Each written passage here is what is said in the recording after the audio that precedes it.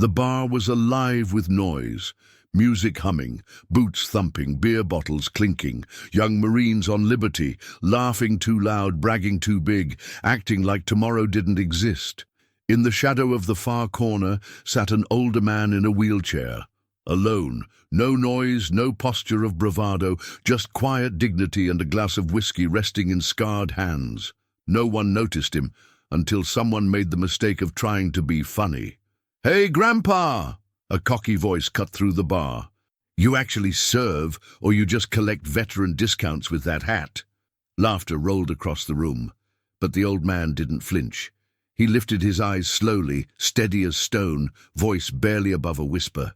"I put in more than my share, son." The young Marine smirked, leaning on the bar like he owned the room. "Oh, yeah? Then what was your call sign?" The old man placed his glass down. Not a twitch of anger, no pride either, just two calm words. "Reaper 1. Silence. The kind that doesn't just quiet a room, but freezes it, because that name wasn't a nickname. It was a ghost story told in boot camp whispers. The Marine who vanished in Fallujah, the one command never confirmed, just let fade into rumor and fear. In seconds the boy's grin flickered, and in minutes someone in that bar would be calling a superior officer, panicked, realizing the legend in the corner wasn't dead after all. The neon lights hummed above, clock ticking softly like a heartbeat. Camp Pendleton nights always brought Marines here, half drunk, full of ego. Tonight they had no idea they were sharing the room with a ghost who walked. He sat upright, posture still sharp from years in the Corps. White hair cut tight, eyes heavy with the kind of knowledge you don't ask for and don't lose. Eddie, the bartender, thick arms, old soul, refilled his glass quietly. "Long night, Jack?" Jack Reynolds gave half a shrug. "Long life. No bitterness. Just a truth worn smooth with time." On the other end, the young Marines kept pounding the table, loud and blindingly alive. Eddie watched them with a grin that didn't quite reach his eyes. "They remind you of anyone?" Jack's voice rumbled low. "All of us. Before we learned the price." The words lingered like smoke until the door slammed open, two more Marines stumbling in, fresh swagger in their step. One spotted the wheelchair immediately, tall, sharp jaw. Too much confidence trapped in too young a body. He elbowed his buddy, laughing loud enough for the room to hear. "Look, boys, Grandpa rolled in for happy hour." More laughter. Jack didn't turn his head, didn't blink. He simply sipped his drink, gaze fixed calmly on the screen above the bar. The corporal smirked wider, circling closer like a kid poking a sleeping dog. "Lose your license?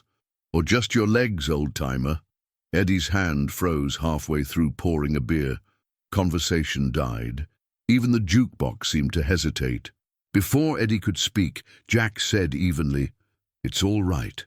He turned then, slowly, meeting the young man's smug look with eyes that had seen war and come back hollowed but unbroken. "Son," he said quietly, "the last man who talked to me like that is buried in Arlington." The words hit harder than a fist. A young private at the table swallowed, face draining of color. But the corporal wasn't finished. "Oh, tough guy, huh?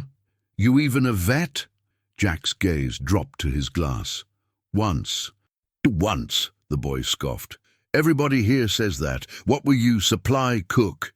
Eddie muttered, voice low and final. "You should stop now." But the kid didn't stop. The young Marine leaned in and tapped the metal frame of Jack's wheelchair, smirking. "You don't look like any grunt I've ever seen, old man." A faint twitch pulled at Jack's jaw. Not anger, not ego, something deeper. Memory, the kind that smells like sand and blood. Not nostalgia. "I looked worse when it happened," Jack murmured almost to himself. "When what happened?" The corporal pushed, trying to sound bold, failing. Jack lifted his whiskey one last time, swallowed slow, and set the glass down with the same precision he once used to set rifles on safe. Then he turned, fully, deliberately, the chair creaking as if it remembered the weight of war too. "Son," he said quietly, "you ever hear of a call sign?" The corporal shrugged. "Of course. Every Marine gets one. Jack nodded once. Mine was Reaper 1. The room froze. A heartbeat, then another. Silence swallowed the laughter whole. At the table nearby, a scar-cheeked sergeant lowered his beer so slowly it looked like time itself hesitated. His voice came out barely more than breath. Reaper 1. The corporal blinked. What? You know him? The sergeant didn't answer him directly. His eyes never left Jack. Everybody knows that name, he whispered. Operation Stone Viper. Suddenly no one was sitting comfortably anymore. They say Reaper 1 held back an entire line of insurgents by himself when his team got pinned down, the sergeant continued. Whole squad made it home, except one. He swallowed hard. That was 23 years ago. Jack didn't speak. He didn't need to. The corporal forced a laugh, thin, shaky. Come on, man. That's just a legend. Some ghost story the Corps tells Boots. The sergeant shook his head. Not a legend. He disappeared after the op, listed KIA, never came home. Eddie, polishing a glass behind the bar, finally spoke. Reverent, quiet. He didn't disappear. He just stopped letting the world see him. Every eye locked on the old man now. The only sound left was the neon sign buzzing above the door, like static on a battlefield radio. The kid's throat bobbed as he swallowed. So, you're saying, you're him? You're Reaper 1? Jack's gaze drifted, not at them, but through them. He was somewhere else now, somewhere hot, somewhere loud, somewhere only Marines with ghosts in their veins understand. Used to be, he said. A younger Marine whispered, almost in awe. They said you died. Jack nodded faintly, voice flat. Final. Yeah, I heard. A drop of whiskey slid down the side of the glass, catching the dull bar light like a tear that refused to fall. The corporal finally croaked, Then why are you here? Jack's lips curved. Not warmth, not even humor.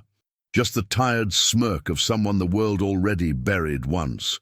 Even ghosts get thirsty. The line hit like a punch. The sergeant stood slowly, instinct driving him, not thought, and saluted. Others followed, some saluting, some bowing their heads. Eddie spoke again, hushed, almost ceremonial. Easy. You're standing in front of the reason half of you ever made it back. The young corporal stumbled over words, shame flushing his face. Sir, I didn't know. Jack lifted a hand, cutting him off. You didn't. Most don't. He turned back to his drink. The muscles in his jaw flexed once. The only sign he was holding back decades of ghosts. Most never will. Then, the back door creaked open. A tall Marine in dress blues stepped in, raindrops glistening off his shoulders, chest full of medals, eyes like a man who's seen battlefields in official reports and unofficial nightmares. Eddie whispered, breath trembling, Oh hell, that's General Harris. The general stepped forward, shoes thudding on wood, eyes locked on one man only. Reaper 1, he rumbled. Jack's hand froze halfway to his glass. Sir, Jack answered, quiet but firm. Harris's voice held rank, and something far heavier. We need to talk. No one moved. It felt like the air itself had rank now. The young corporal, the same fool who mocked a legend minutes earlier, whispered shakily, What did we just walk into? The general didn't glance at him. He just gave one command, voice sharp as a cut bayonet. Everyone out. And Marines obey orders. Always. The general's order wasn't shouted. It didn't have to be. When a Marine general speaks, Marines move. Even drunk ones. Chairs scraped. Boots thudded. In seconds, the bar emptied, leaving only 3 men under the flickering neon glow. General Harris, Jack Reynolds, and Eddie behind the counter. Harris approached slowly, each step measured like a man walking toward a grave he'd seen dug long ago. You're supposed to be dead, he said, voice barely above a growl, and not entirely angry, almost tired. Jack didn't lift his eyes. I've been told that before. You vanished after Stone Viper, Harris continued, tone clipped and official, but laced with something human underneath. No remains, no after-action report, just a sealed file and a flag handed to a widow with nothing inside the coffin. Jack's eyes flicked toward his empty glass. Maybe that was the cleanest way for it to end. Not anymore, Harris snapped, his jaw clenched. Showing your face here, you lit a fuse. You don't get it yet. Eddie crossed his arms, stepping forward protectively. He came in for a drink, not to start a damn war. Harris shot him a look, then returned his gaze to Jack. You think you can disappear for 20 years and stroll back into a bar like you're just retired? They saw you. Command saw you. Believe me, phones are already ringing. Jack finally looked up. I didn't come back for attention. Then why? Harris pressed. Why crawl out of the grave now? Jack inhaled slowly, voice gravel and memory. Because I'm done pretending I died when I didn't. For the first time, Harris's hardened posture faltered. A crack in the armor. Jack, you should have stayed dead. You don't know what happens next. Jack met his eyes, steady, knowing. They already know. They've known since the moment I walked in. Thunder rolled outside, shaking the windows. Eddie stepped closer. What the hell is Stone Viper really? Everyone whispers it, nobody explains it. Harris sat across from Jack like a man about to read his own verdict. It was 2002, northern Iraq, small recon element. You were supposed to extract 2 hostages quietly before they crossed the border. Jack finished the sentence softly. Intel was wrong. There weren't 12 hostiles. There were over 100. Harris nodded grimly. You were surrounded. Reinforcements couldn't reach you. We lost contact. Command assumed you were gone, that the mission failed. Eddie swallowed. But it didn't. Jack shook his head slowly. No, I dragged the hostages out. Alive. And by the time you reached extraction, Harris said, we'd already declared the mission closed. Your team listed KIA. The plane already gone. Jack stared at his scarred hands. Nothing left to come home to. Silence. Heavy. The kind that only exists when truth is finally spoken. They called you a legend, Eddie whispered. Jack gave a hollow half-smile. Legends! Legends don't wake up screaming at ghosts. Outside, rain hammered harder, like the storm itself was listening. You can't stay, Harris warned. Once Command confirms you're alive, they won't let you walk around free. You don't belong to yourself anymore. Jack shrugged lightly. Haven't belonged to myself since the desert. You don't understand, Harris said sharply. They erased you for a reason. You were part of a task force that never existed. If the wrong people realize you're breathing, they won't just bury you. They'll bury anyone connected to you. Jack's reply was tired but razor-sharp. You think I care about my life? I lost it over there. Harris slammed his palm on the table, a rare loss of discipline. Don't do that. Don't act like what you did meant nothing. Jack's eyes darkened. Then tell me what it meant, because I still hear every one of their voices. Thunder rumbled. Neither man spoke for a long moment. You weren't supposed to survive, Harris finally said. If you died with your team, the mission stayed clean. Simple. No complications. Clean? Jack's voice cut like a blade. We were men, not lines in a report. Harris looked down. You were heroes. But heroes make trouble for politics, so they erased you. Eddie's face tightened with anger. So he saves people, survives hell, and his country pretends he never existed. Harris didn't deny it. It was complicated. Jack shook his head. No, it's always simple. Men like me bleed. Men like them rewrite history. The general didn't argue. Instead, he pulled a sealed envelope from his jacket and slid it across the table. When they come, and they will, use this. Run. Jack didn't even glance at it. I stopped running the day I stopped walking. Harris stood, fixing his uniform like armor. Then brace yourself, because they're coming to bury you properly this time. Jack asked quietly, what happens now? Harris's answer was cold steel. People will try to make sure ghosts stay dead. He stepped away, rain roaring outside, then paused at the door. You were the finest Marine I ever knew, Jack. Don't make me regret letting you live twice. Then the storm swallowed him. The bar remained still, a tomb with neon lights. Finally, Eddie exhaled. Eddie stared at Jack, worry etched into every line of his face. You really think he's coming back? Jack kept his eyes on the untouched envelope lying on the bar, like a loaded weapon no one wanted to fire. "No," he murmured. "He won't need to." Eddie blinked. "What are you talking about?" Jack finally lifted his gaze, distant, steady, fatalistic. "Because they're already here." And as if summoned by the words, headlights cut through the rain outside. 3 black SUVs slid to a stop in front of the bar, engines still rumbling like restrained thunder. Eddie's breath hitched. "Jack, who are they?" Jack didn't answer. Instead, he reached into his coat and quietly pulled out a pair of worn marine dog tags.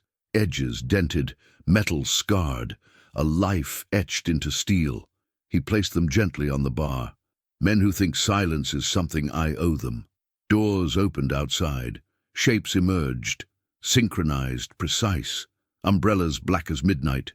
Government shadows moving like a single organism. Jack rolled backward slightly, posture straight, expression calm. "Eddie," he said quietly, "lock the back door." "Why? What are you—" "Because this time," Jack whispered, "I'm not running." The front door creaked open. Rain pooled on the floor as a tall man in a black suit stepped inside, face as cold as the storm behind him. He held a file marked "Classified," thick, ominous. His voice was flat, clinical. "Reaper 1, you are being recalled." Thunder cracked overhead. Jack shifted his chair to face the man fully. A spark, faint but unmistakable, lit behind his tired eyes. "Then I suppose it's time," he said quietly, "to finish what they started." The agent's eyes narrowed. "You won't survive this." Jack's lips twitched. Not quite a smile, more like a memory of one. "Funny, they said the same thing last time." Lightning flashed. The lights flickered. When they steadied again, the file lay open on the bar. On the first page, only 2 words: Operation Reaper's Ghost. Jack exhaled slowly. "The Corps remembers," he murmured, "even when it pretends it doesn't." Outside, more doors opened. More figures spilled into the rain, forming a perimeter. The bar, once sanctuary, now felt like the opening move of a siege. Then a final door opened.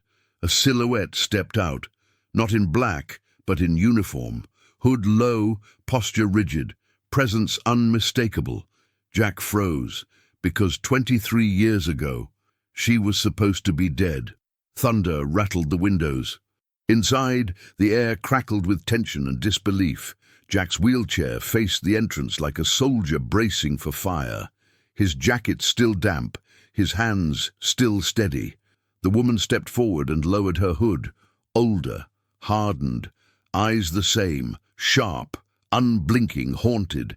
Jack's voice was barely a whisper. "Lieutenant Grace Carter." He hadn't spoken that name in decades. Her lips twitched. Not quite a smile, more like old loyalty resurfacing for a moment. "Didn't think I'd ever see you again," Jack murmured.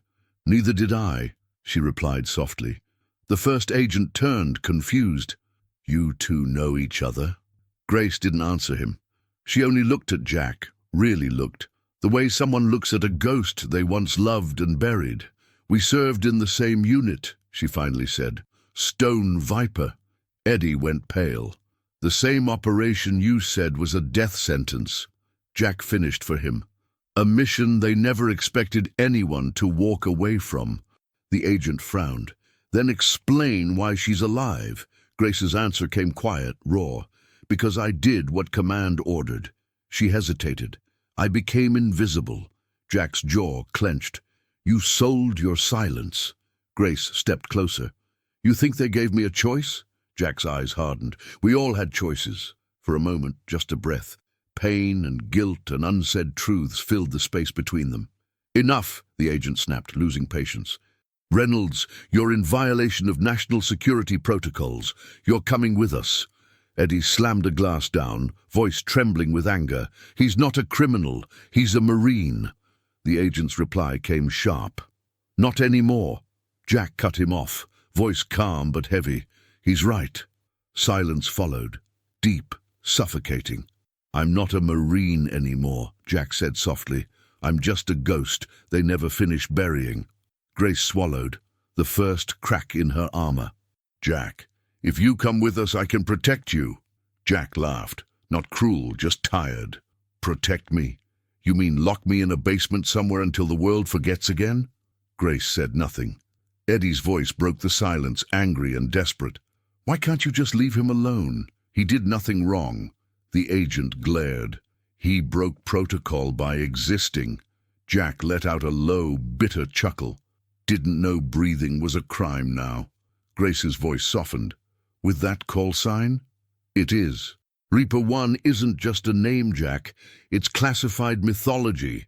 Jack stared at her, eyes full of ghosts. Then maybe it's time they remembered what myths cost.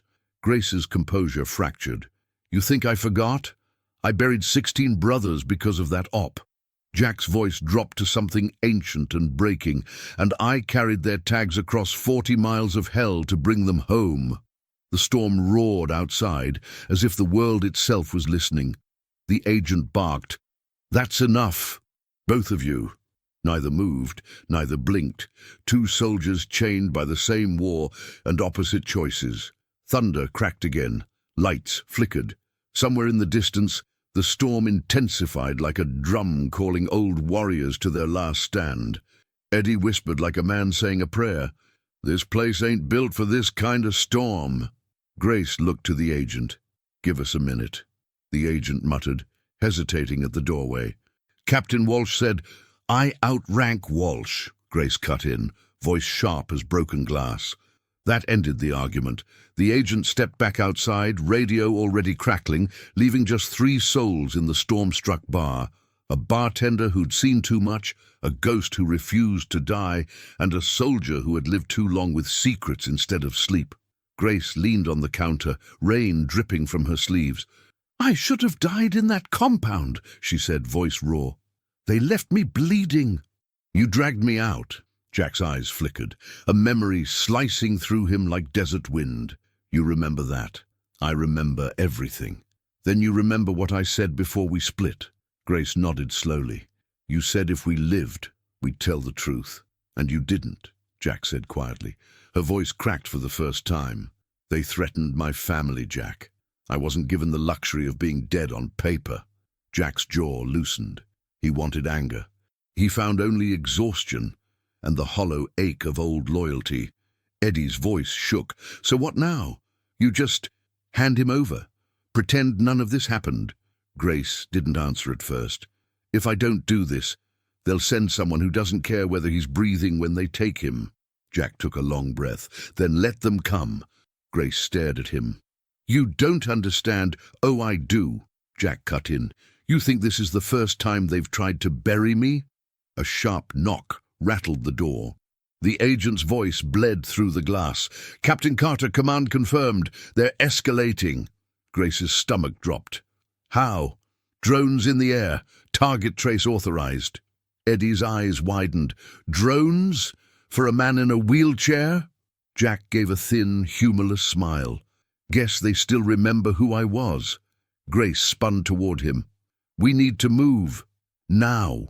There's a safe house out by the old training range. No digital trail. We can... A high-pitched whine cut through the storm outside. Mechanical. Predatory. Jack didn't flinch. They're already overhead. Grace cursed and sprinted to the window. Red targeting dots pulsed faintly through the rain. Eddie dove behind the bar. You've got to be kidding me. Jack turned his chair toward the rear corridor. There's a maintenance tunnel behind the storage room. Runs under the alley. Grace blinked at him. You sure you can still move like you used to? A ghost of a grin formed. Who said I stopped? She grabbed the chair handles and pushed, wheels squealing as floorboards shook.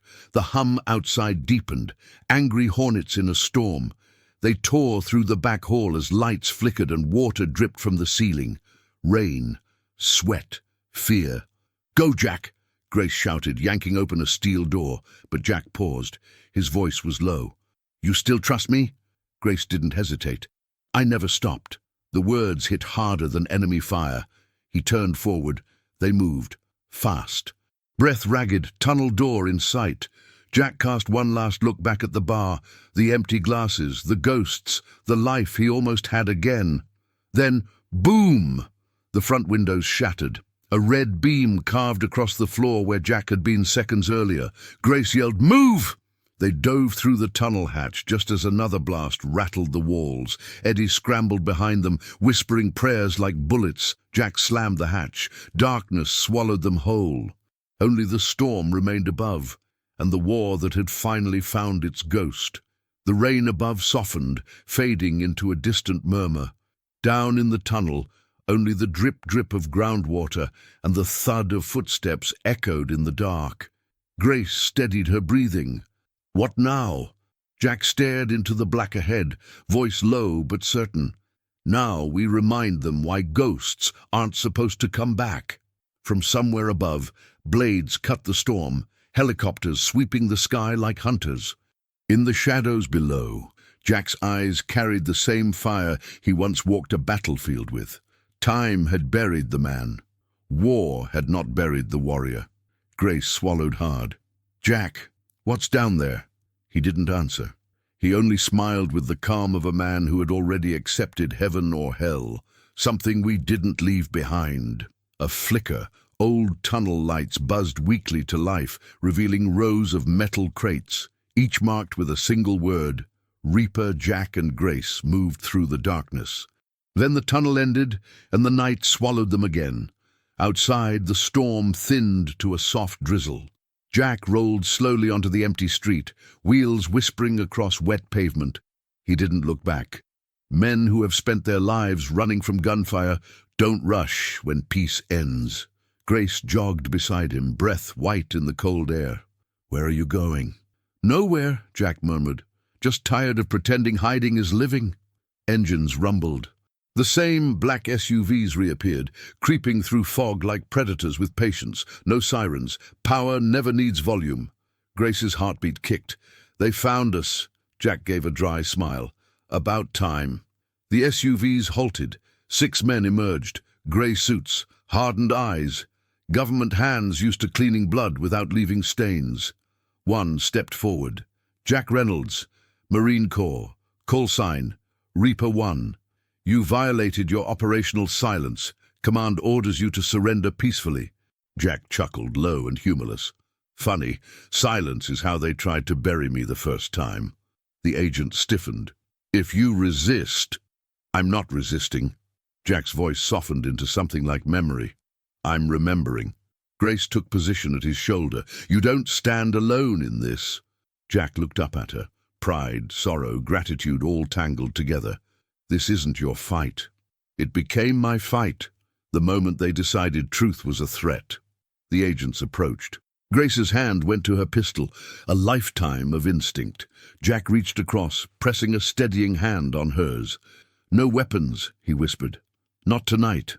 The lead agent stopped 5 feet away. "You served this country. Let us end this quietly." Jack leaned forward in his chair, eyes hard as tempered steel. "You can't erase a ghost by asking nicely." He nodded once toward the man's badge. "You think the chair makes me done? I was dangerous long before the legs were gone." The agent hesitated. Jack's voice dropped to a razor edge. "You tell command this: the Reaper program didn't fail because we died. It failed because we didn't." Lightning split the sky. For the first time, the men sent to cage him looked unsure. Grace whispered urgently, "Jack, we need to go." He shook his head. "No, someone has to stay and tell them I never broke. I simply survived." Her eyes filled. "Please don't do this." He gave her a soft smile, tired but undefeated. "Semper Fi, kid."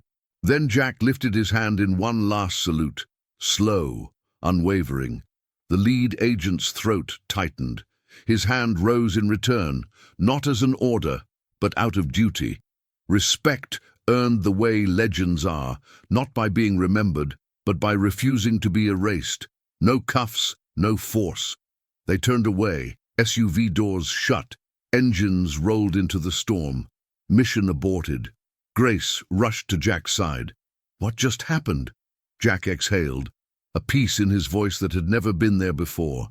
"Sometimes you win not by fighting, but by reminding them who you are." She knelt beside him, trembling. "So what now?" Jack lifted his eyes to where dawn cracked the clouds, gold touching the horizon.